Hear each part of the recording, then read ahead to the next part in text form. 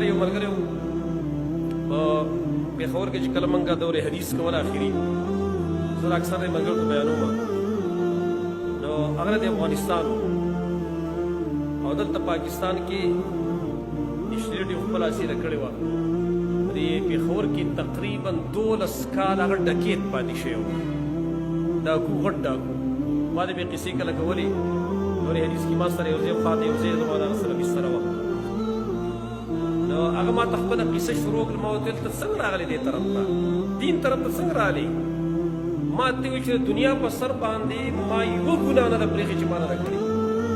د دنیا په سر داسې ګناه نشته چې ما نه ده کړې ویل د قتلون ویل چې حساب نه دی معلوم ویل د زناګانو نعوذ بالله د شرابونو هر ګناه ما کړې ده ویل زه راغلی څنګه دین ته یم ویل بس الله را باندې رحم کړی خو یو خبره ده ویل یو خبره چې ما د دین طرف ته ولې راغلی ویل ویل کېدای شي دا وجه چې ما په دغه ډاکې به مې کولې ډاکې او داسې ټیم په ما باندې راغلی و چې پیسې دومره اخېږي که په زور باندې مې د خلکو نه بدې بدې ومې اخیستلې په یو ټیم باندې ما سره کله $2 लाख ما سره سو $2 लाख دا ما سره سو ویل ویل دا یو کار مې کړی چې ملګري مې ګروپونه مې ډېر زیات و خلک به راتله کوم ډاکوان ماګوان چې یو ما مونځ نه دی قضا کړی ویل ما مونځ نه یې پرېښی چېرته او بل ویل دا کار کړی چې په روژه کې ما روژه چېرته نه خوړلې ویل چې نورو ډاکوانو ملګرو به راسره ملنډې م کولې دې ته وګوره د شیخ د ځان یې بزر جوړ کړی ډاکې م کړو څه کې مونځونه م کېږي ویل په رمضان کې باغي رال ښه به مې ورله تیارې م وکړو خوراک به مې ورله تیار کړل هر څه مې ورله تیار چرګان مې ورته کېښوده په رمضان کې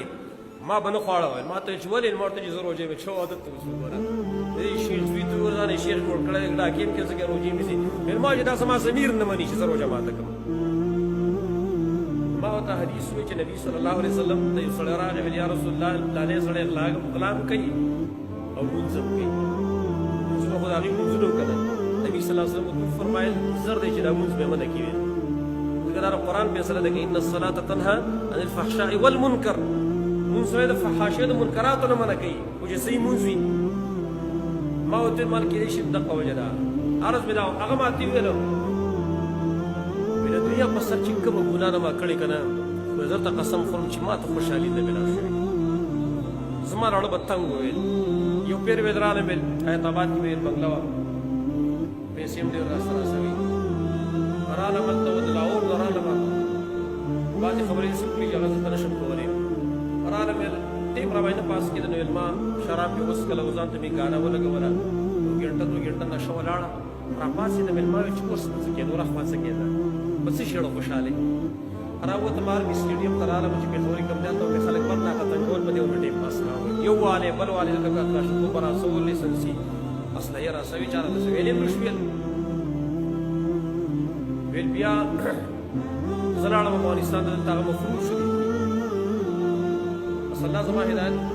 نصیب کړی و نو ویل او کور خاندان خلک راسره ټول ورانو زه یوازې وم ټول خاندان راسره ورانه کړې وه ورور مې و قاري هغه ویل چې موږ دې په شرمونو وشرموي دا ته څه کې دا کار مو څه مناسب نه دی زه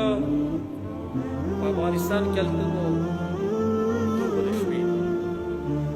شپې ودرو نو الله جل چا هدایت نصیب بس خوب مې لیده ویل په خوب کې قیامت قایم شوی قیامت قایم شوی ډېره سخته ورځ ده ګرمي ډېره زیاته وي انتهایي لکه ګرمي پاوره ډېره سخته ده وګوره مو دلته شوټینګ کېدلی هلته به 2 هم راښکته شوي پر بڼ به خلک ولاړي ډېره سخته وه خو ناشنا حالت ویل په دې کې زما نوم یو هغه شی دی راشي چې کله زه مخامخ شوم ویل ډېر حساب یې راسره ونه کوم چې ښه دا څه دی دا خو فورا بوځئ جهنم ته دا خو فورا بوځئ نو حالت خو ډېر سخت ده خوب ده زه روان کړم ویل په دغه ټیم کې ما چغې والې سره هېر شو چې راغلی شوم دومره سخته را باندې تېره شوې چې زما په دې کپړو کې یو ځای وچم نه ټولې نه خولې بهېدلې وې دومره سخته را باندې تېره شوې وه کېناستم حوصله مې نه برابرېدله ساله مې ورور ته وویل چې زه چې ځو ما ته چېرته یې ځای وښی و چې دغه دی د دین سره لږ اشنا شم او توبه زه وباسم هغه ورو زما چې و نو د زړه له خوشحالۍ د وجې نه یې وژړل ما ته زما ورور او توبه ایستل او ډېر عجیب کار دی چې راغلو زه پېښور ته راغلو هلته نو زموږ استاد محترم شیخ حمید الله حفظه الله الله دې حفاظت وکړي دغه دور تفسیر شروع د رمضان نه مخکې هغه یوم یې شروع کوله نو هغه زه ډایرکټ راوستم پېښور کچ ته چې راوستم هلته تومانچې ومانچې خپلې راسنې ویل ما ته ویل چې دلته کښېنه لږ درس به ووایې کړه دې ولګېده چې ښه ښه کړه دې ونه لګېده بس بیا به ځي ویل زه هلته کښېناستم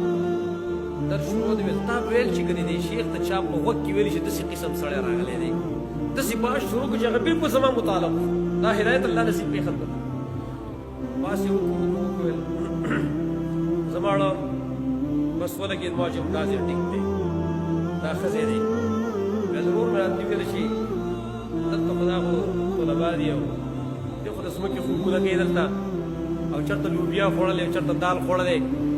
کمزوری خوراکي او ته خو یو په ګډانو باندې په چرګانو عادت شوې او ډوډونو باندې عادت شوې ته خو دلته ټیم نشي تېرولی خو داسې وکړو چې په هوټل کې به کمره والو پیسې خو ستاسې هم ډېر ښې دي کمره او په هوټل کې والو نو زه یې راضي وه ما ورته چې دا خبره دې هم ټیک وکړه په هوټل کې هم کمره واخیستله په 2000 روپۍ باندې هغه ټیم کې 2000 روپۍ ډېر غټ شوی 2000 روپۍ باندې کمره واخیستله ښه مزهداره ویل شپه به لا پکې کړې ده چې درس هم وکړو ویل ما ورور ته ویل چې زه یوه شپه کوم دلته هسې اندازه خو به ولګوم که نه دلته څه اطمینان سکون شته که نشته دی ویل ما ویل چې بس ټیک ده ماښام تېر شو ماسخوتن تېر شو ویل ما به دا 8 ګولۍ نه دي 8 ګولۍ د خوب